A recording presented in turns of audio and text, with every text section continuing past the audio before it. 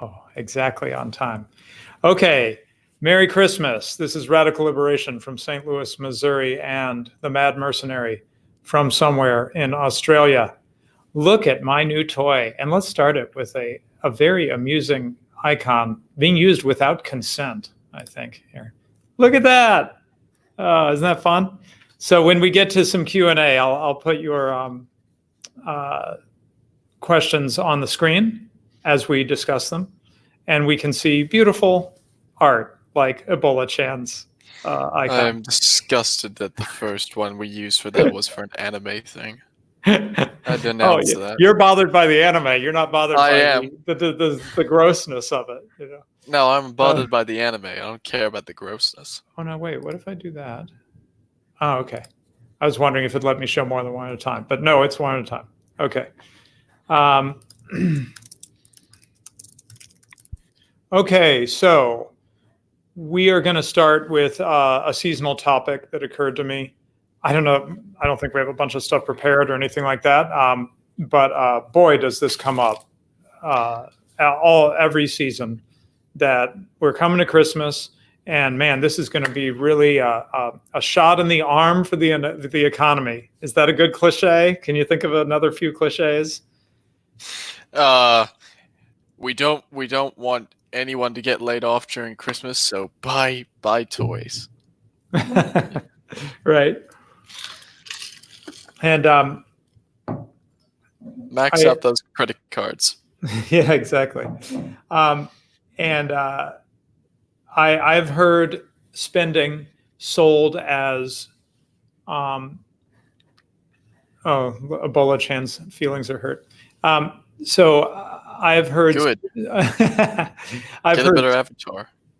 I've heard spending encouraged as like, the Christmas spirit, like, in so many words, if you're not spending, do you really love Jesus? Do you really love baby Jesus? And they don't put it that way, but that's implicitly, right? But then also not necessarily the Christmas season. If you want a poor Indian to die, you would stop buying toys. All right, that's right. If you stop buying toys, you're letting people starve. All right. Right. I've also heard spending sold as patriotic duty. I'm sure this is only in the United States. I'm sure no one else in the world hears this nonsense, right? But basically, if you love your country, you'll spend and keep this economy going. And of course, the one that we really want to address, which is the macroeconomic argument, right? Which is that what keeps an economy going, what keeps people in their jobs is that you spend. And that's the cure for economic problems, is that people are optimistic and they're not worried about the future, because if they're worried about the future, they might put cash under the mattress, right? And that would be horrifying. They need to be happy and optimistic consumers so that they spend, and keep the economy going. We must keep the economy on a bull market. We must keep the animal spirits alive. Keep the animal spirits alive. Right. So I don't know if we can put up a graph or a chart or anything like that, but lay out for us, since you've been soaking in this a little bit in your studies, I think, Matt Merck, lay out for us a little bit, what is the theory, such as it is, that underlays these, what ultimately comes out to the populace as you should spend and that's good. So what's the theory underlying that? Logical thought never underlines any of this. So the essential theory is that income and expenditure are the same. So, what you earn, you spend. You need to spend as much as you can, because then that will show an increase in demand. And when there's an increase in demand, more people, like businessmen, they go out and they buy more assets and they turn that into products, and then you buy them, and it's just this never-ending loop of you spending as much as you can and then producing as much as they can to meet your meet your demand. That's the essential thought. And it's I think Say's law actively destroys it. I see. Okay, right. So yeah, you're saying it's the idea that, let's see, production is driven by consumption. Yes. Which would be the opposite of Say's law, basically, right? Oh yeah. Right. And not only that, but we take aggregate demand and we push that thing all the way up. We gotta boost everyone's demand, not just a couple people's. It's not just the most productive. We gotta boost everyone's demand. Right. And so what do you mean when you said income equal to expenditure? Meaning the circular flow. This is this term leakage, right? The circular flow of the economy. Right. That So had. If the money comes into you and you spend it, then you're keeping the magic circle working. And if you don't spend it, it's called leakage. It's like a bad mechanical analogy, right? It's like you got an oil leak in your car. It's like a leak in the economy. It's bad. It means that things aren't happening. And we've got to figure out why there's this leakage, and we've got to stop this leakage by encouraging people to not be afraid to spend. Right? Yes, the economy can get all the spending it can get. We must stimulate it. We must put tariffs high to protect local industry, and we must buy. It's patriotic to buy. Don't you want? Do you hate your country? Sad, pathetic fools. Buy. Right. So, of course, we won't go into it deeply because I think we've been covering it recently. But just to be a little bit completist, it's not just words that are used. It's not just rhetoric that's used about how great it is to spend. Right. There are other ways they can encourage spending or discourage saving. One of those, I think, would be low interest rates, because if there are high interest rates, it might make sense for you to save the money. It would occur to you, hey, maybe I could not spend, let the money be, ideally invested usefully or something like that, and get more, and I'll be able to spend more in the future or be more secure or whatever. So high interest rates would encourage that kind of behavior. And as we know, they're not really, there's a sort of war on high interest rates and a trend towards not only low interest rates, but as we discussed last time, negative interest rates, if you can get there. Which then ties into our whole subject last video that you can see on Radical Liberation's channel about war on cash and negative interest rates and the effect it has on the economy. Go watch that video. Yeah, actually, I don't know why people don't link when they are doing videos. I'm going to try to single-handedly get a thing going on that. And it is what Baby Jesus would want. Baby Jesus would want you to go watch the rest of our videos. Do you hate us? Do you hate this channel? Are you not a loyal subscriber? Go watch the rest of our videos. Okay, so I think I did it right.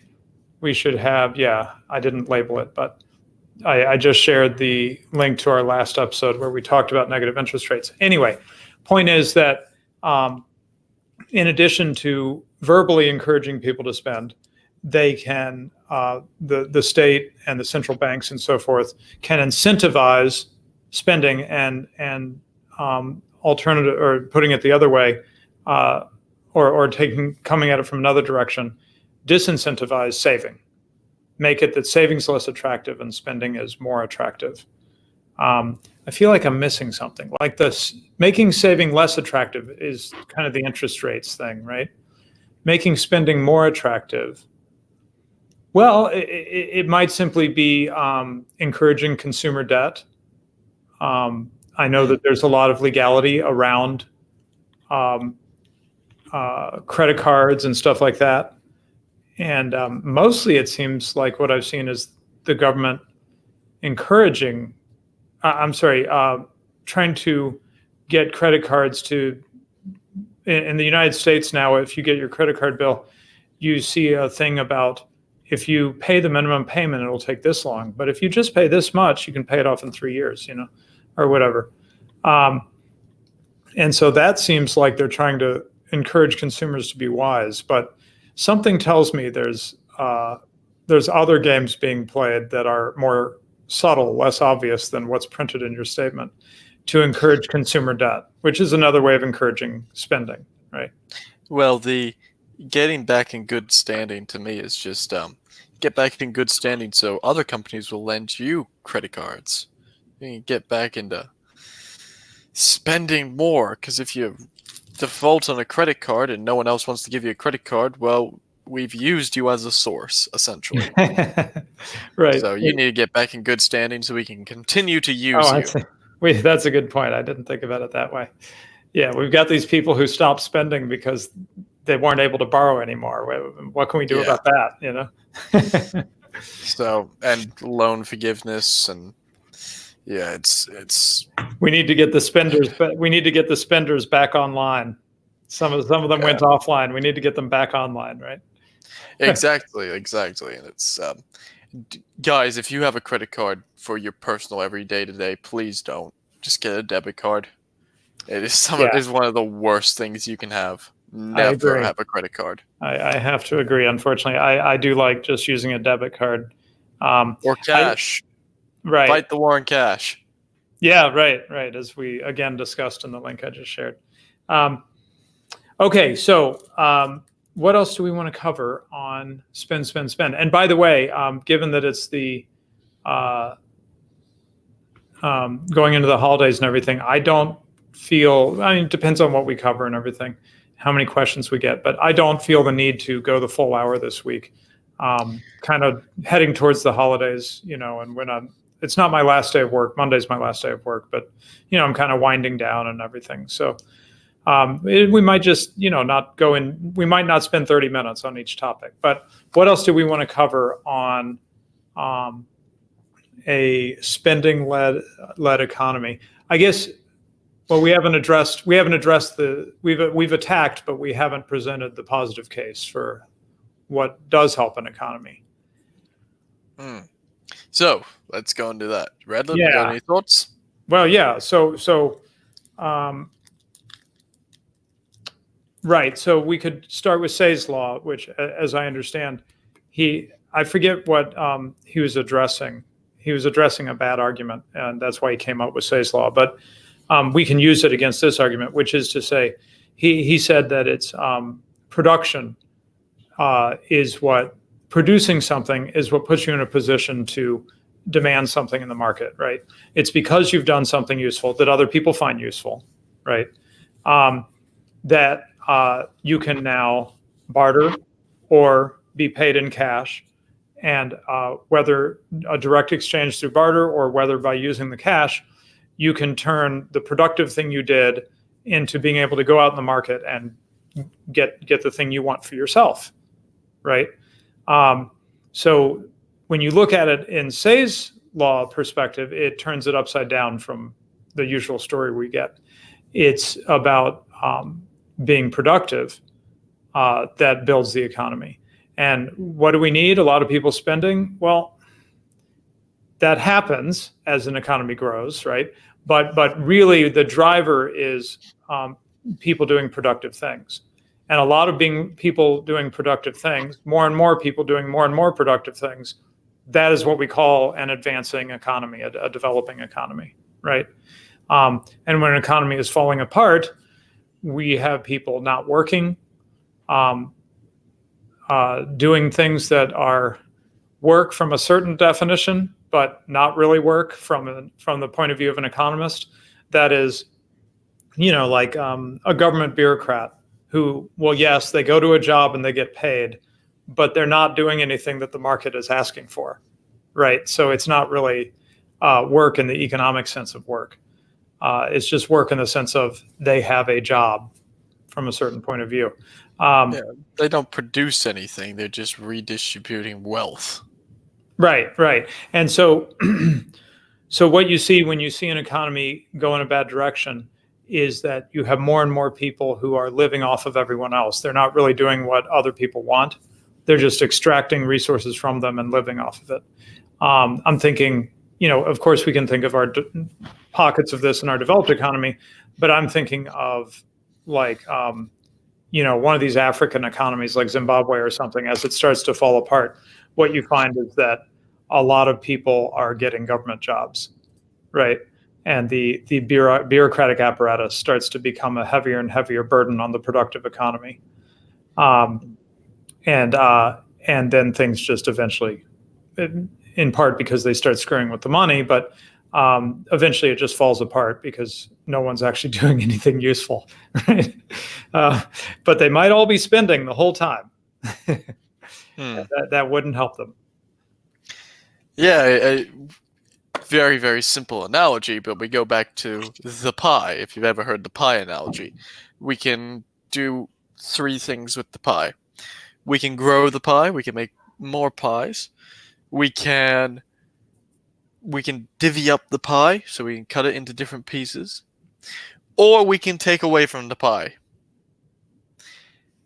Now, what a government bureaucrat does, because in their infinite wisdom, they don't grow the pie. They don't, well, they can't shrink the pie if there are too many of them, because crumbs fall on the floor.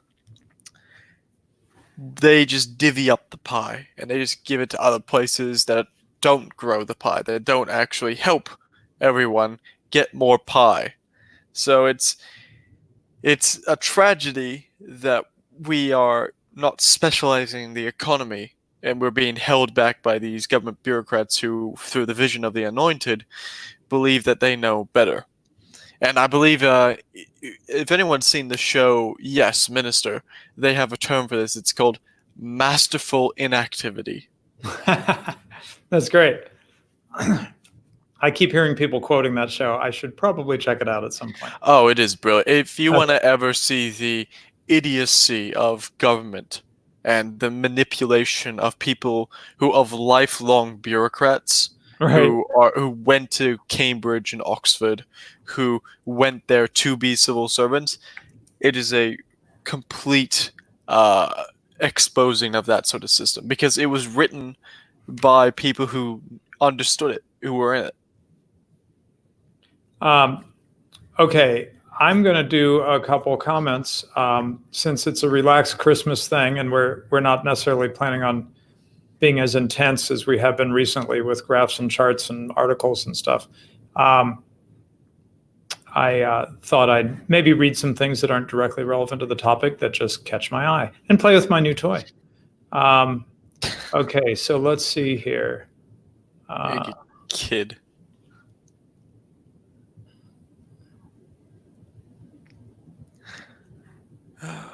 Let's see.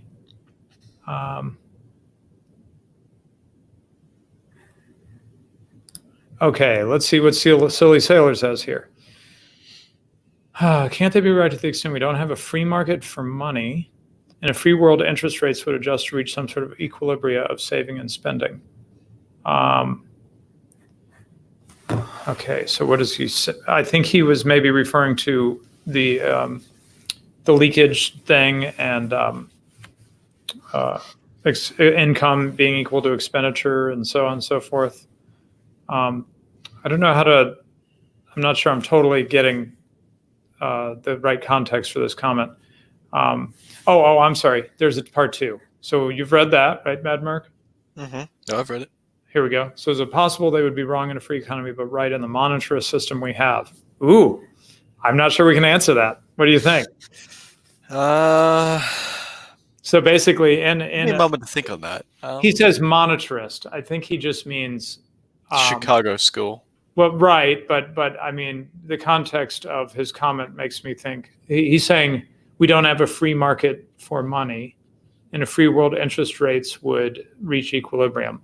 And as it is, they play with the interest rate and they keep it from being where it naturally would be, right? They're constantly messing with it.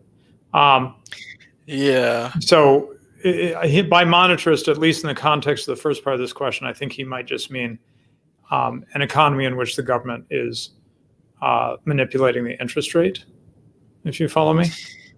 So in such economy, Well, that would. in such economy, is it right to encourage people to spend? No.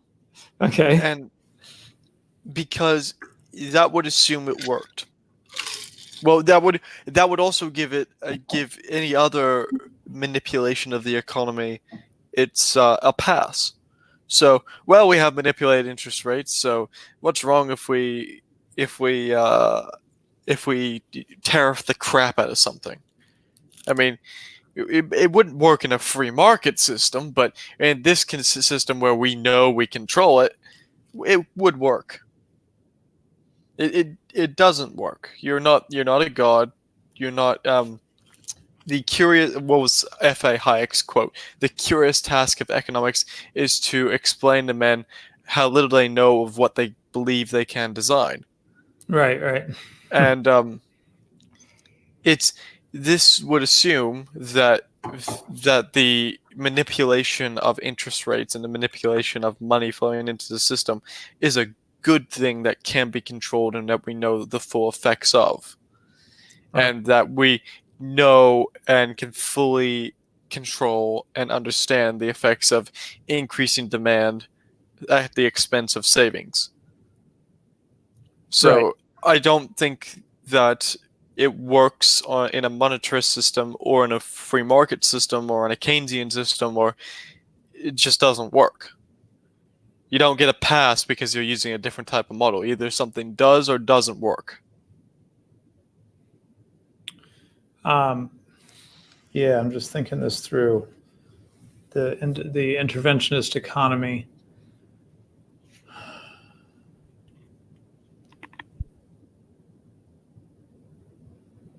I mean, this is reminding me of how Keynes kind of thought, which is like the fable of the bees or whatever, which wasn't by him.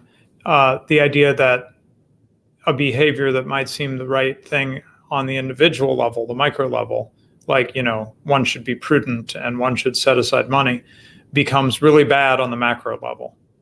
That's one of the things he pushed, right? So similarly here, you could, I'm not sure where I'm going with that. Thinking out loud. That's what I'm doing. It's all right. Okay. Unless you have another comment on that, let's just keep rolling and cover some other stuff. Yeah, all I really think is bad economic theory doesn't get a pass because you control other aspects of the economy, which is also bad economic theory. Right. Okay, so let's see here. Oh, I just wanted to catch this from Saffron real quick. Oh, wow, another pleasant animation for our chat. Friend of the show, Saffron. Friend of the show, Saffron, yeah. I always get emails from all my banks about taking out personal loans and credit cards for luxuries. For luxuries, that's interesting. Yeah, wouldn't you like to take that trip? Well, if you do this home equity loan, you could. Yeah. If you borrow against your future, you could have it now. Let's see. Oh, there's a new one from Silly Sailor if you want to bring that up.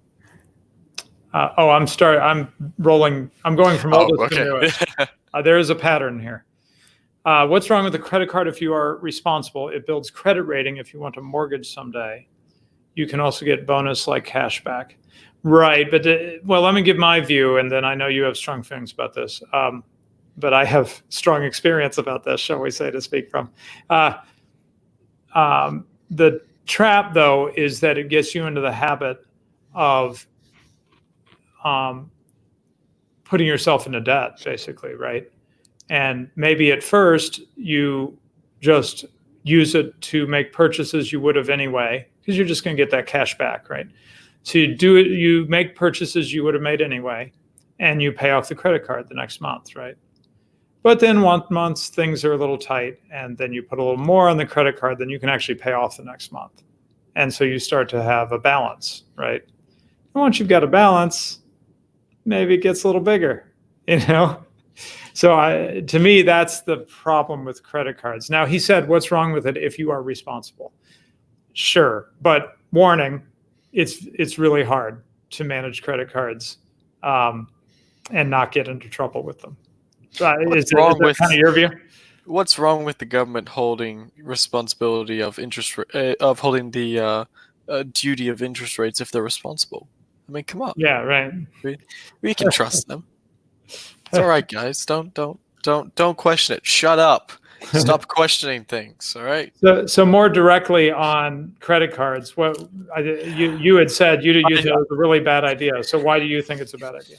Because obviously it's not a free good in the long run, but in the short run, it is a free good. And understanding human behavior and human incentives, when you have a free good, you use a lot of it. And the problem is yes, if you are responsible, it's fine. The problem is that not too many people are responsible. They don't think long term because they're dazzled and amazed by the short term prospects. And I think we'll address this in Silversair's later comment as well, is that the long term versus the short term, something in just short term may look very good, but in the long term it's incredibly bad if you stuff it up. Wow. Or when you stuff it up. Okay, I'm excited about this next one from Ebola-chan. This idea of spending as a good thing is so mental that now they are saying that pensioners are the ones that spend more than anyone else. So they are the foundation of our economy. I had not seen that.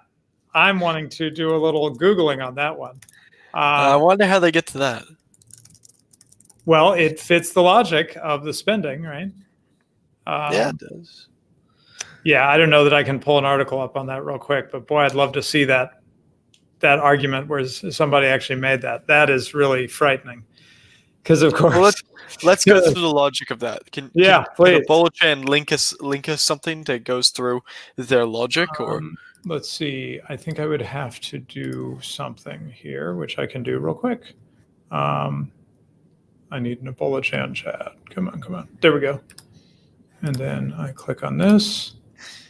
And then I do. If you're making them an admin, please get rid of them as an admin afterwards. I do not want an anime weeb as an admin. So Ebola-chan, you should have the authority to put links into the chat now. You have the hammer or whatever that thing is you get. So if you can find something, please share it with us. Craig says, Ebola-chan, supply side us that article. Anyway, if we see the actual article, oh no, but you were going to try to tease out the logic of it, or do you want to wait and see if? Oh, we'll wait to see what they say. Let's cover because I don't want to misrepresent them. That would be dishonest. Right. Okay. Well, this is interesting. Personal spending and corporate expenditure are different, though. Isn't corporate expenditure more important? Right. So there's a couple ways to go with this. Why don't we start with just the super simple numeric way, Mad Merc, which is how much of we actually can see numbers. Like for the U.S. economy, how much do companies spend each year? How much do consumers spend each year? I'm just trying to figure out a way to come up with that really fast here. Let's see. Consumption versus investment. Business expense. Expense, yeah. Something like that. Let's see. So give me an image. Give me live editing, guys. That's right. Live looking stuff up. Consumer goods versus factors of production. We are giving you the gift. We are giving you the gift of low expectations this year. All right, that's our gift. And here if we you can't see the gift in that, that's your problem. I think I might have something. It's government stats. Gross private domestic investment is, and then they show government expenses. They show gross private domestic investment. Do you have any idea what they mean by gross private domestic investment? Is that would include anything companies spend? Let's just go. I think probably a better. I know GDP is a flawed statistic, but let's just go investment versus consumption. That would be a. Well, I think that's pretty much what they're showing me. Gross private domestic investment. Gross private domestic investment. Yeah, that's it. Okay, let me try this real quick here. Yeah, I think I ought to be able to bring it up. Watch this. Center tab. Hello, not so obvious. No kidding. We are proud to see you here. We are honored. We give you the gift of acknowledgement. Enjoy. Okay, where is it? IU. I ought to be able to find this. Oh, there it is. Okay, right where I need it to be. Yeah, so look at that. That's interesting. Notice that they're not too far apart if you go back, but personal consumption expenditures. Now, I don't know, maybe that's not bad. Maybe that just shows that in a growing economy, people have more to spend over time as an economy develops. Can you just increase the size of that? It's very hard to read as to what the lines are. Let me see what we're seeing. Okay, I think I can do that. There we go. Is that a little better? Okay, minion.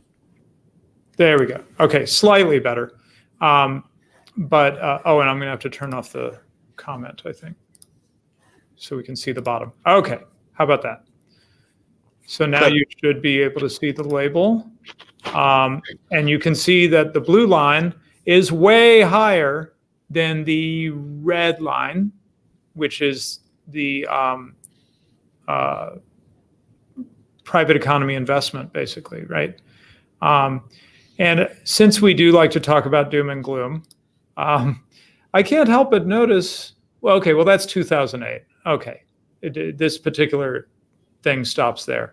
But notice the drop in private investment and a little bit of a blip in the other two, but they don't drop like private investment does.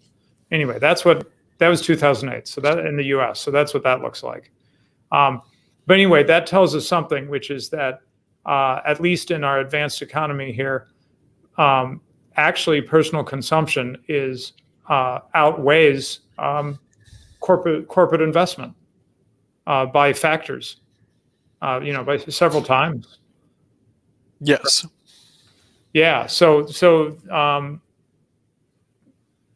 consumption spending is not a small aspect of what's going on economically, if you just count it up this way. So is corporate expenditure more important? What enables consumption? Right. I mean, I saying important, I don't find very helpful. How about a causal relationship is what we've been really driving at, right? It's that being productive allows you to consume. So if you want to call that more important because one comes before the other, then I suppose corporate expenditure is more important in the sense of it's as companies hire people, invest, so on and so forth, it enables people to have money to spend. So the corporate expenditure comes first and is causally prior to consumer spending. Okay, anything else you want to comment on before I take that off? No, I'm good. Okay, nope, I want that. There we go. Okay, let's see. Let's cover some more stuff. I'm happy trying to not let this become an unpopular opinions knockoff, but I will just flash something on the screen real quick. And everything just died. Yay. Oh no, what died for you? What's happened? I can hear you. I'm not hearing anything now. Uh-oh. How do I tell you? Here we go. Fuck. Oh, what the? Okay. Okay, so let's see. I'm going to keep talking. Oh, I'm back. Good. Okay. Can anyone hear me? Yes, we've been hearing you the whole time. Okay. My screen went completely white for some reason. I have no idea what happened. Okay. So Greed the Avaricious says, we in England will be free next month, capitalism ho. No, you won't. Referring to leaving the EU with Brexit. So freedom is relative. Yeah, but that's it looks like a heartening development from my decentralist point of view. Ebola Chan again says, here in Italy, we will have a civil war. I'm afraid I've lost track of what's going on there. Do you know what Ebola is referring to? Just more political disruption. I don't think you're going to have a civil war in Italy. I think there's definitely going to be civil conflict, but civil war? I doubt it. That would be put down before anything happened, though. Our friend Rogers says, I've never felt as white-pilled as I currently am about UK politics. That's number one, guys. And then, our friend Academic Agent is also pretty happy about what's been going on. I had to now everyone in chat has permission to say "Okay, Boomer," but white pill. Can someone please remind me what that one is? Right. Well, red pill, blue pill, right?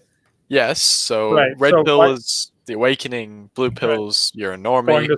Going to sleep. Yes. Yeah. White pill is just optimism, and black pill is, discouraged. You're discouraged, and everything's going to be horrible. So they're happy about what's happened with Boris winning the election. Everything. Got it. So white is right. Got it. Oh wait, no. Let's see. More UK politics. Someone's gonna clip that.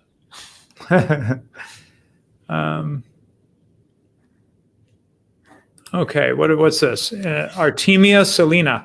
In a stateless economy, would investors be more reluctant to invest in big companies that do tech development? Without state protection of big companies, would tech development slow down? I don't, save your thought. I want to throw something in and then you share your angle on this. The first thing that leaps to mind is this book by these two professors who are at Washington University right here in St. Louis. And the name's not going to come to me, is it? But it's about intellectual property. And they look at the development of the steam engine. I probably brought this up before. They look at the development of the steam engine and they look at the period where patent protection is provided to development of the steam engine. And what do you know? Development's pretty much halt for the period of that patent. And as soon as the patent is over, not only do competitors of, I think it was James Watt, possibly, who had that patent, not only do competitors start coming out with innovations, but James Watt, or whoever the holder of the patent was, starts actually making some progress, So literally the patent just froze the whole thing for 20 years or whatever the length of the patent. I don't know that it was that long, but it was quite a few years. And then the steam engine started to make more progress and get more efficient and so forth. So that's my thought on that. What's your thought, sir? I think that tech companies operate on a very bad business model because they rely upon the government subsidy, especially from California, and California gets paid by everyone else. Wait! I don't think I knew this. You're saying that part of the reason there's so many people in so many of these companies in San Francisco or whatever is that the California government is subsidizing them to be there? Oh yes. Oh, I didn't know that. Interesting. Oh yeah, there you go. This is the cronyism that people talk about in California. It's deep inside the system that certain players get to play if they pay. I'm not going to link that to anything else. Draw your own conclusions. But it's highly big protection for big business. And it's not free market.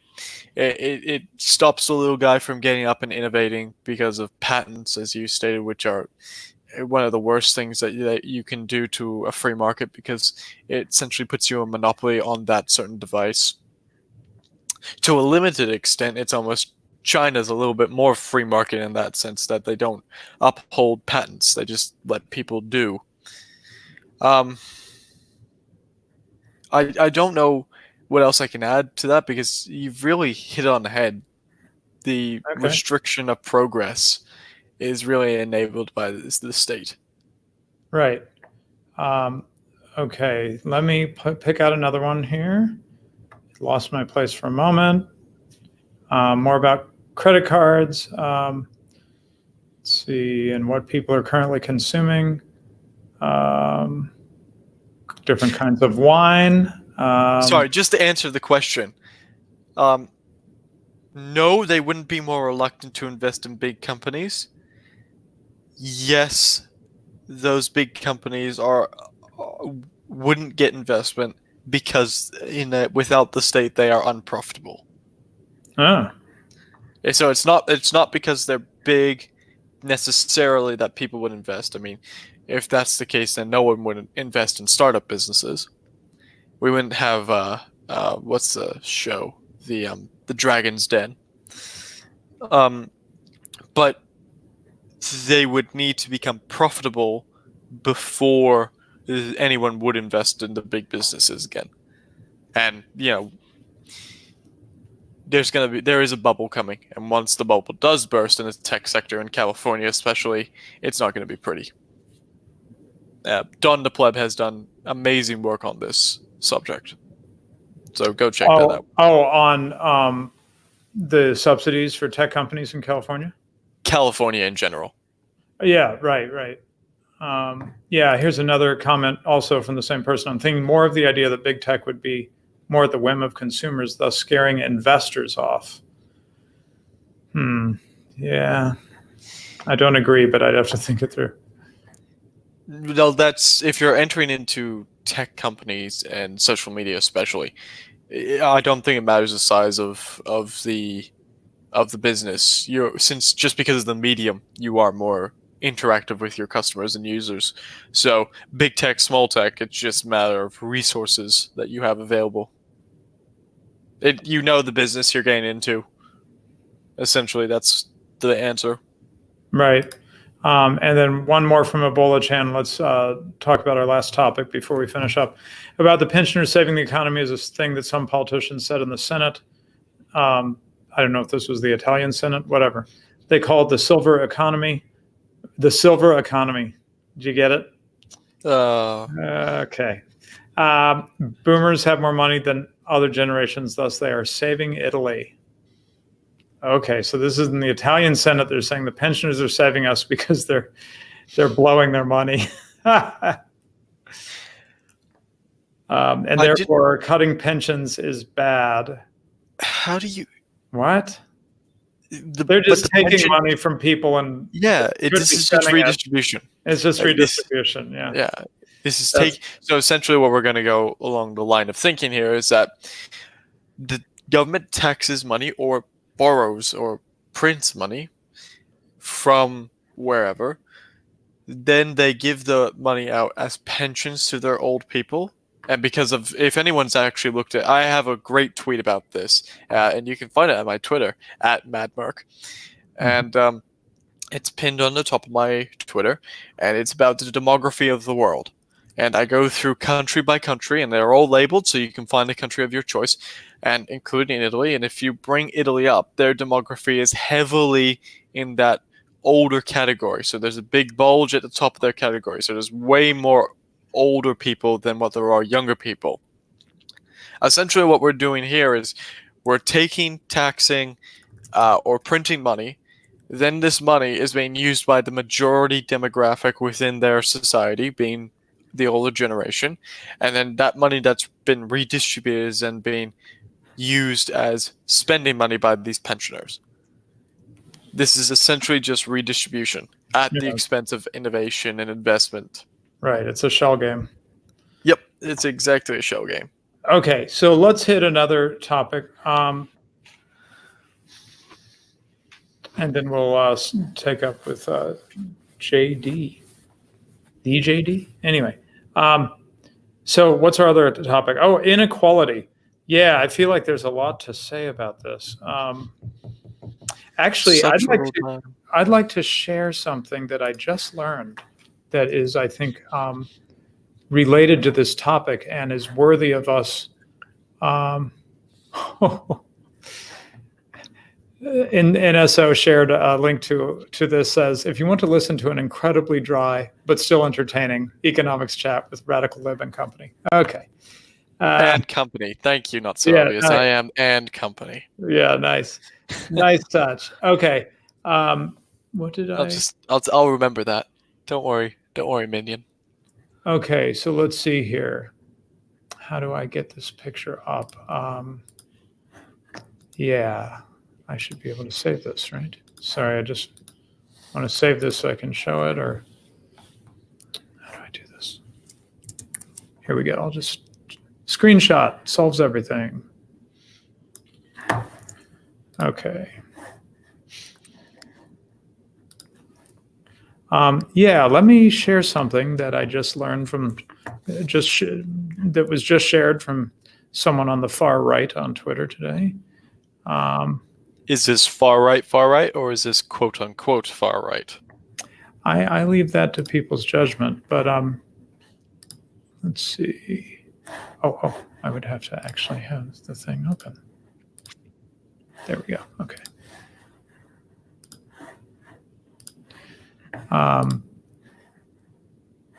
Look at this, using the UK as an example here.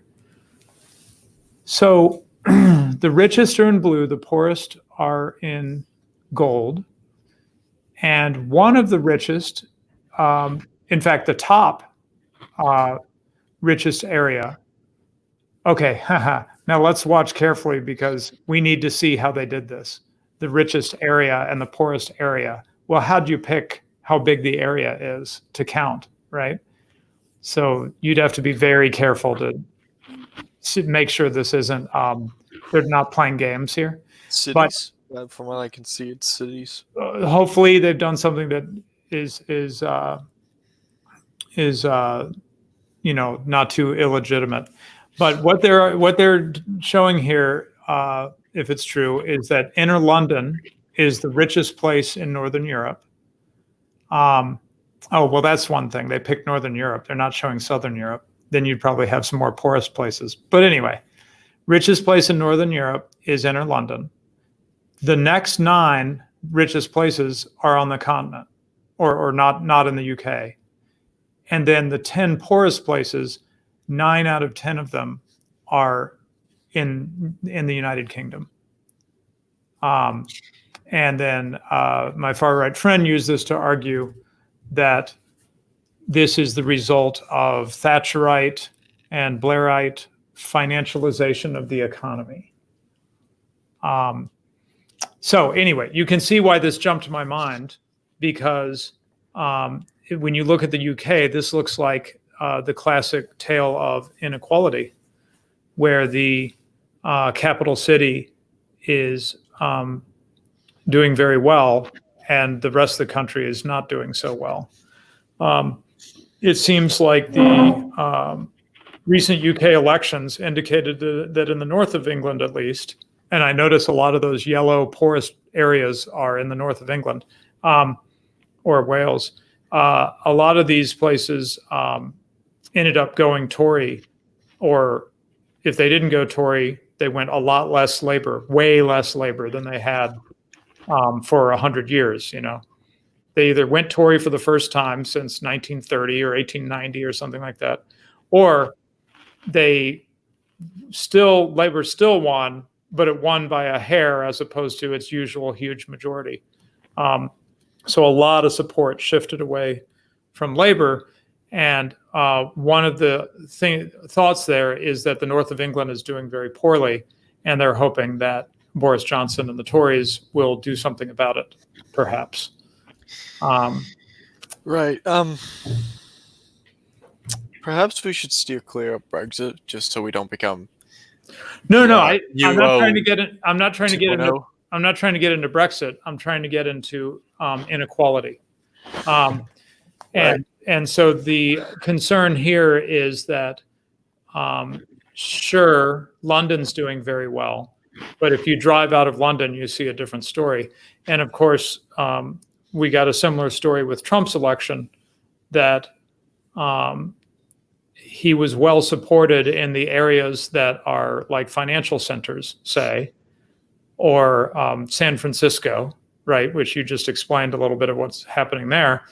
He did less well in places that are similar to the north of England, the US version of the north of England, old industrial towns across the upper Midwest and stuff like that. that have fallen on hard times. I have been torn on this topic, Mad Merc, because I think that some of the changes were inevitable. I think industrialization has continued to advance, and just like agriculture before it, we don't need as many people employed in industries in advanced economies like the US and the UK to produce the same output. In fact, the US, for example, is producing more manufactured output than ever. We just don't need as many people involved because it's become a more efficient, mechanized process. Do you follow my point there? Yeah, no, I do. I follow your point exactly. Just with the introduction of new technologies, we become more efficient and we don't need as many people doing one job. And this is actually the economic shift that we've seen. So if you go through the last 200 years, the vast majority of people were working in agriculture and then industry, as in manufacturing industries, and now more people work in services. And it's not as dominated by a single category. It's more spread out. It's more even. So services and providing these sorts of tasks to people is a growing industry and is now the majority in most Western economies. So right, economic shift is inevitable. right. You're not but you're not does going to that be a mean miner for 20, 30 generations. It's not going to exactly? happen. Right. Well, unless you just get a complete stasis in the economy, right? Yeah. Which seemed to happen in the Middle Ages or whatever, that literally you'd have a family that did a certain job and did it for generation after generation after generation, more like a caste system, like in pre-modern India. Yeah. Anyway, but what does this have to do with inequality? Because I'm not sure that the fact that industry needs less people to do it means that London has to do great and the rest of the country has to do poorly. I don't feel like that's the free market at work, personally. I think one of the things, the fellow it's Keith Woods, the fellow who shared this on Twitter and made the comment about Thatcherite and Blairite financialization. The idea there is that financial industries that are centered in London have done very well in the current regime, and places that aren't doing finance and are just service or manufacturing type stuff has done less well. And I think one of the things we would predict, because of the involvement of the central bank, is that the financial part of the market would be outsized relative to what it would be in a free market. And so we're going to see an exaggerated size, an artificial inflation of the financial industry, which I think we see in the financial centers, right? New York and London and so forth. So thoughts? Is this plausible to you? I disagree. Okay. We don't know what the composition of the economy would be in a totally free market system. So I think to say financial services would be less important or not as emphasized within the economy, I don't know. You don't know. We don't know. So I don't think we can make that sort of statement. On the point of inequality itself, I really do sympathize with people like old mining towns, especially, because we talk about in economics of retraining and reskilling yourself. So, all right, this industry shut down, get up and become a programmer. And this was the whole learn to code thing a while back. The unfortunate part is that humans just can't suddenly decide to do something else. Learn something else, rather. Most people are not capable of that. Yes, there are many people who are capable of that. I'm not discounting that whatsoever. But there are a substantial amount of people who just aren't. Whether that's related to IQ or financial situation or whatever. And so for that, I really do feel sorry for them. I don't know if that's the right word, but I do feel sorry for them. And it's not that the inequality itself is bad. What we really do need to say is a problem is the freedom to move along in the rungs of within the inequality. So the ability to get to the richest point and the ability to lose all your money. Right. The movement within the society is far more important than the inequality itself. And I think that's what we need to be focusing on. Okay, I'm going to go to questions because I do want to wrap it up soon. And I do want to respond to some of these questions. So JD says, broadly speaking, being 23, how many economic collapses should I expect? 4 or 5? For your lifetime? 4 or 5? Or for... Yeah, I think that's the point. Okay. If you assume he lives till 80, which is probably pretty typical these days, how many more in 50 years? Well, economic collapses. Okay. I mean, was 2008 an economic collapse? I suppose. In everything but name. Yeah. So if we count that as one, then there was also, well, I'm sorry, there's charts for these things because I'm not going to remember them all. I was thinking the early 80s, late 70s, early 80s. And I'm not sure. There's roughly one every 7 to 15 years is from what I remember.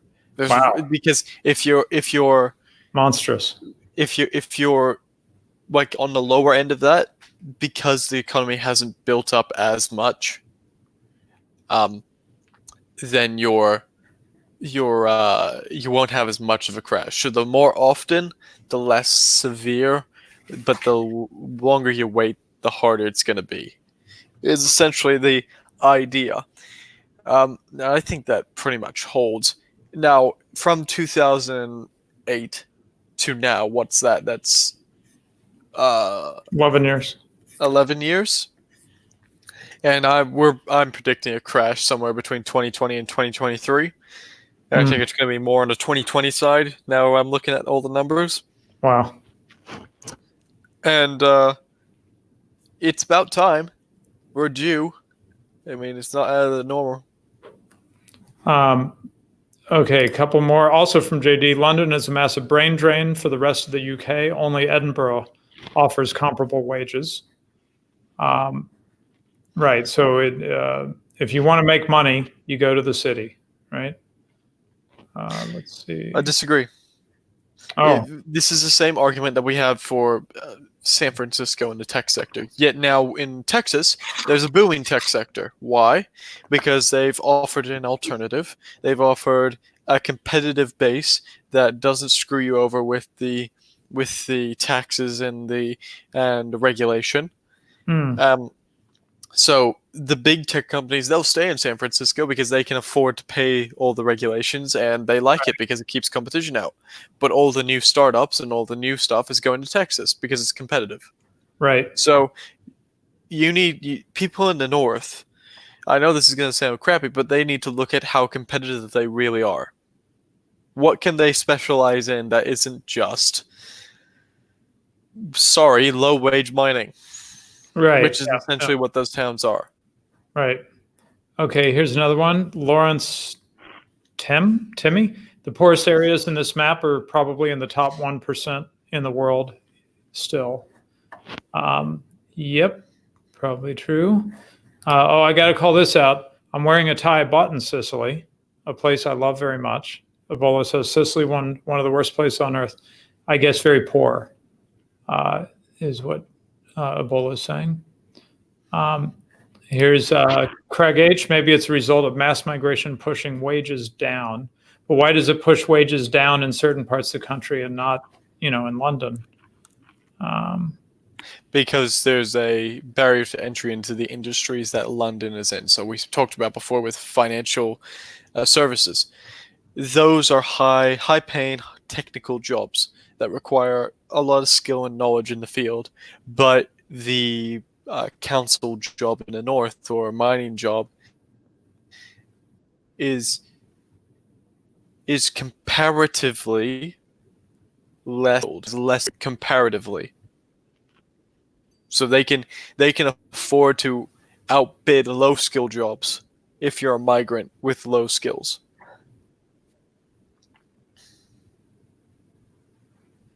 Here's another one. Noggin the Nog, Cornwall nonsense, one of the most sought after areas in England to live, rampacked with wealthy middle class. I'm going to just look at my copy of that map real quick. Cornwall. Cornwall was on poorest. It's number 2 of the poorest. So second most poor, and we have one person saying, "Nah, it doesn't sound right." Excuse me. Well, maybe it's poor in comparison. I'm not familiar with the area, so Radlib, you'll have to tell me. Is it poor in comparison to Germany? How are the Germans doing? Cornwall? Cornwall. Well, they were comparing across Northern Europe, including Germany. So, let's see.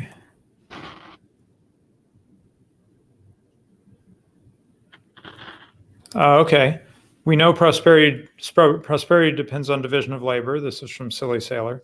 Division of labor depends on extent of the market. Wouldn't we therefore expect a city of millions to be more prosperous than a town of thousands? Sure, but the question is it sustainable, right? Is it, and if all we have to do is drive everybody into the cities, sort of a reverse, who are the people in Cambodia driving everybody out of the cities? The Cambodian communists. What are they called? My mind's gone blank. No, not Kempeitai. That's Khmer Japanese. Rouge. Khmer Rouge. Thank you. That's it. Thank you. That got me there. Khmer Rouge. Yeah, we can do a reverse Khmer Rouge. Drive everybody into the cities so they can be more efficient, right? Okay, I'm going to move towards wrapping this up here. Before we wrap it up, I do have one thing I want to ask for you and the chat. So let's get this done, and I'll ask it. Okay.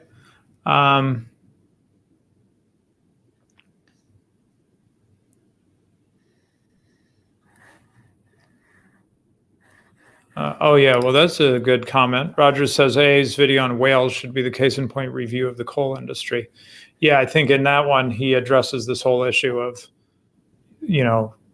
was the coal industry in Wales really needing to be shut down? Was it really inefficient? What was going on there? And I think he digs into the numbers and shows that it was only surviving because of state intervention and was not able to keep going on the market. Not for long. Perhaps one of our British and Welsh viewers can tell us, when were the mines nationalized? Was that under Attlee or Abley or whatever his name was after Winston Churchill?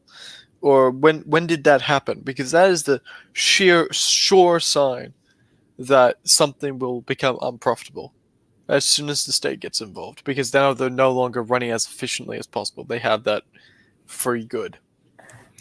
Oh, here's a good point from Wow something. America still has coal mines. That's true.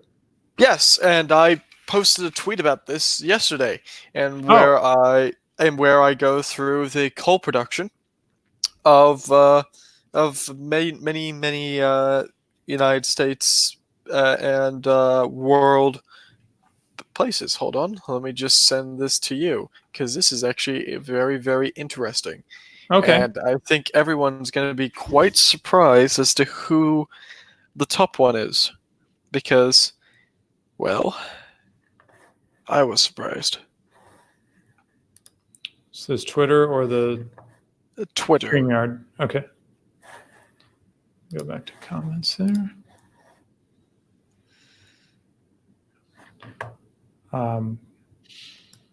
Okay. Sorry, off topic, guys, but energy is really a very important thing in our lives, and I think everyone needs to be aware of where their energy comes from and the reasons certain places use certain types of energy. Right. So sharing that tab. And I better give it the whole screen, right? So people can see it. Okay, so this is coal production for Russia, Australia, China, the United States. China was producing a ton of coal, and then they've had a drop very recently, but they're still way ahead of Russia, Australia, and the United States. Yeah. So, as we can see, yes, the United States does have a lot of coal, and that you can see that they've started to go up in recent years, again because of the regulation that was taken off of them by Donald Trump after the Obama era put tons and tons of regulation on them. But they are nothing in comparison to, well, China and their expansion of coal mines. And if you just look up articles of how they're now re-expanding their coal mines in 2019, because this is only data going up to, I think it's 2017, 2018 was the latest on the EIA. They are expanding coal mines like crazy everywhere. China's. Okay, so let's see. I'm going to stop sharing that and then get a couple. And if you want to know more about the Chinese expansion, you can go look up that video on Radical Liberation's channel. We did a whole segment on Chinese stimulation and the debt crisis that they are in. Yep. Yeah, I should always, before we get started, give you the wrench or whatever, because then we could both be putting links in, you know. Okay, sorry, lost. Sometimes this thing jumps and I lose my place. Khmer Rouge, right? Okay, we're going to wrap up with any last comments that jump out at me. The UK kept here, let me share this. The UK kept mines inefficient on purpose and stopped machines being used so the coal would keep going for longer and keep more people employed. Lawrence Tim. So that became a jobs program kind of thing. Yes. And the problem with that is other people, other countries, whatever, do automate the process more with machinery and then undercut you so bad that you just can't make money from your very expensive coal anymore.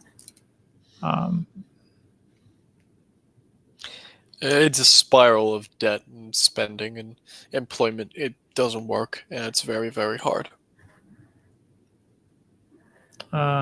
This is fun. Nuclear is good. Eco-fascists don't know the science. We need more power plants, from Craig H. Who's gonna say, but much Chernobyl? Yeah, okay. Yeah, that's a legitimate argument against nuclear power. What's the argument? Oh, because of Chernobyl and the Japanese typhoon, that nuclear is unsafe, which is absolute nonsense. Chernobyl was built by communists who were cutting corners because of the system of incentives that they had. And the modern nuclear power plants are way, way more sophisticated than Chernobyl. So there's a tip for you guys. If anyone brings up Chernobyl, especially with the fantastic HBO series that came out, just remember that was built by communists, not free entrepreneurs, and they were cutting corners in every which way, and the nuclear facilities that we have now are far superior. Yeah, right. Yeah, it's come a long way. And in places like France, nuclear power has been used for decades, and they've been fine. Okay, I think one last one. Silly Sailor, remember UK doesn't have as much space as the USA. Our mines were literally tunnels, not huge open cast mines you see in the USA. That is a good point. I've seen those huge open cast type things where they're just basically, they lift up the whole ground, you know, they just we got opening a lid. In Australia. Yeah, open the lid because you're not competing that much for space. But yeah, UK is pretty tight, and so it'd probably be too expensive to do that. Basically, the value of the land would make it uneconomic to do that.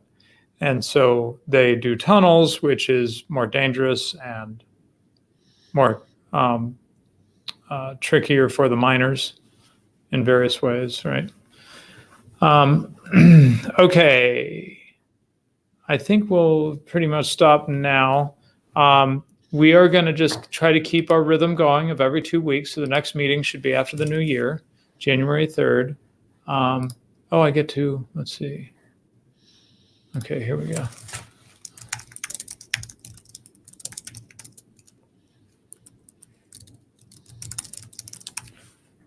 Okay. So let's see if I do that, what happens? Oh, I need to undo this comment probably, right? Oh, I got to find it. Here we go. Okay, trying another toy. I see. Or I could do that. Sorry, playing with the toys. There we go. There you go. Hey, So Merry Christmas, Mad Merc. Merry Christmas, everybody. Merry We will Christmas. talk to you shortly after 2020 starts. I just wanted to Right? Oh, do are one you more thing. available for that? January 3rd? Definitely. Okay, great. Definitely. I just wanted to do one more thing. Yeah. Chat and Radlib, I will ask you this question. What are you grateful for this Christmas? Let's see it, chat. What are you grateful for? Redlib, what are you grateful for? Mostly my wife and children. Looking forward to actually having some time with them over the Christmas break. I've been very busy. Oh, that's nice. And chat, Merry Christmas to all of you. Happy New Year. We'll see you in the next year. All right. Thanks, everybody. See you next year. Bye.